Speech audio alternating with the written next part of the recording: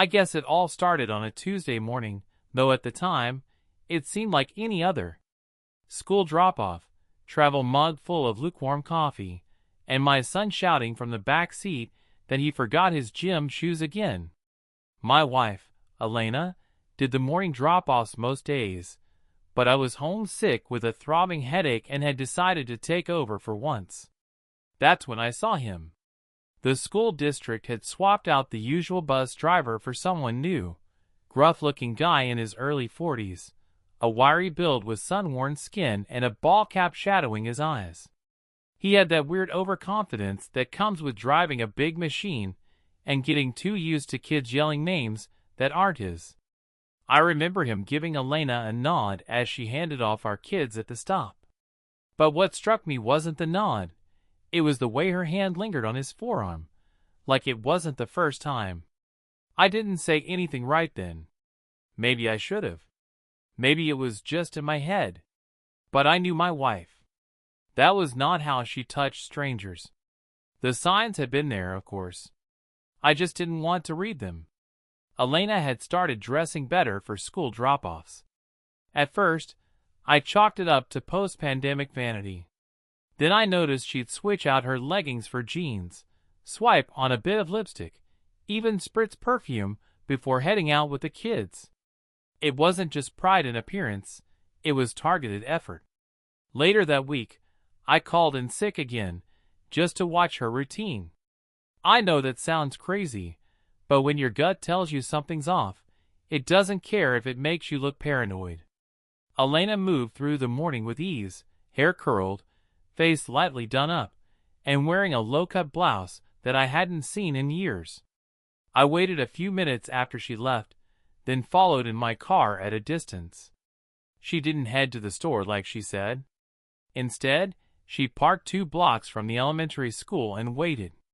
I watched from a side street, and sure enough, the bus pulled up to a nearby lot, the overflow zone drivers used when they were on break between runs. He got out. She got out. They looked around like kids up to no good, then walked into the woods behind the lot. There was a trailhead there, mostly used by dog walkers and joggers. I waited. 20 minutes passed. When they reappeared, Elena was fixing her hair, and he was adjusting his belt. They kissed, openly, without shame, like 2 people who had long since stopped fearing consequences. I went home numb. That evening, I asked her how her day was. She smiled and said she'd caught a good deal on chicken thighs. We talked about homework, the upcoming parent-teacher conference, and what movie to watch that weekend. I nodded along and felt like I was staring at a stranger. Over the next few weeks, the affair grew brazen. She was seeing him during drop-offs and pickups, even on weekends when she'd say she needed a solo drive to decompress. I started documenting it, not because I planned to confront her yet, but because I needed to be sure. I took photos from a distance, noted timestamps, even jotted down what she wore each day. It was clinical. Detached. I slept beside her, our backs to each other, pretending I didn't smell motor oil and sweat on her when she came home. I wanted to scream. I wanted to cry. But mostly, I just watched, like I was collecting evidence of my own erasure. Then, 2 weeks ago, she forgot to log out of her email. I wasn't looking for anything, I swear. But curiosity has a way of turning into revelation. There it was. A chain of messages between her and the bus driver. His name was Mike. The messages weren't even explicit. No dirty talk, no pictures, just longing, coded tenderness, talks of missing her and loving the way she smelled. And then one line, simple and clean. "You're the reason I look forward to mornings again." That one broke me. It wasn't just sex. It was intimacy. It was that spark we'd once had, now redirected, now buried under lies and logistics. I didn't confront her right away. Instead, I spent the next few nights planning what to do. This was more than infidelity. It was a betrayal wrapped in school backpacks and lunchboxes. Our children had no idea their mother's school run was a cover for passion plays in the woods. And yet, part of me still loved her. But I needed to find out how far she'd gone, what she'd thrown away, and whether she even realized it. So I made a decision. The next morning, I got up before her and offered to take the kids to school again. "Why?" she asked, caught off guard. "Just want to feel useful," I lied. I needed to see it one last time, with my own eyes, to understand whether the woman I married was really gone, or if she'd just lost her way. I pulled up to the school with the kids in the back seat, my stomach churning. They were singing along to a silly song, blissfully unaware. I looked at them in the rearview mirror, our son tugging at his backpack straps, our daughter already waving at the cluster of kids near the stop. Normal morning. Ordinary chaos. But under that, everything was cracking. As the bus came into view, I watched closely. Mike was driving again.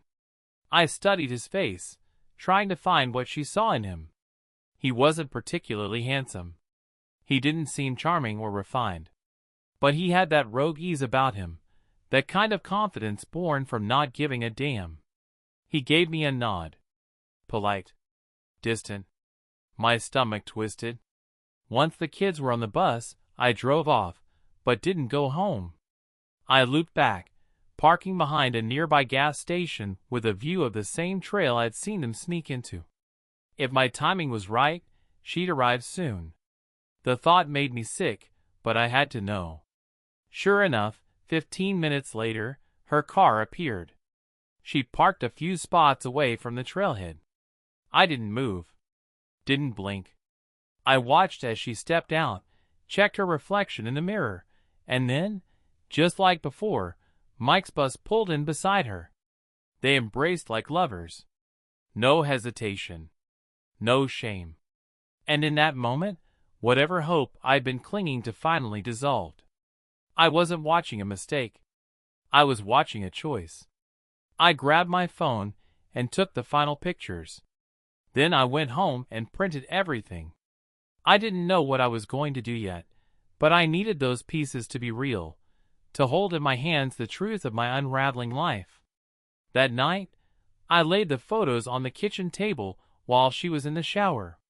When she came out, towel around her hair, she froze.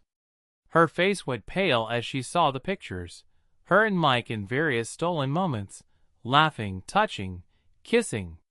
She didn't speak at first. Neither did I.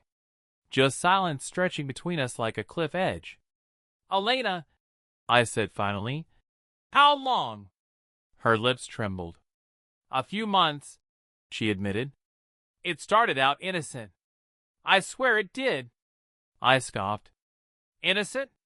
You're sneaking off into the woods during school runs. That's not innocent. That's a plan. That's a routine." She sat down slowly, her fingers tracing the edge of one of the photos. "You don't understand. I felt invisible. Every day was the same. Wake up, make breakfast, drop the kids off, clean, cook, pick them up. And you were always tired, always distracted." I clenched my fists. "So your solution was to screw the bus driver?" She flinched. "It wasn't just sex," she whispered. I nodded. "Right. That's the part that hurts the most." We argued, quietly at first, then louder. Years of frustration spilling out like a broken pipe. Her loneliness, my exhaustion. Her need for excitement, my craving for peace.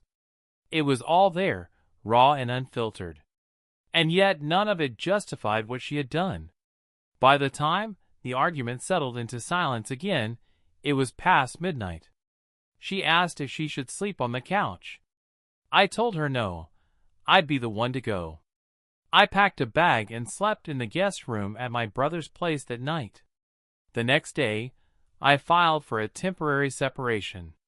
I didn't tell the kids, not yet. They just knew Daddy was working late, and Mommy was taking some time for herself.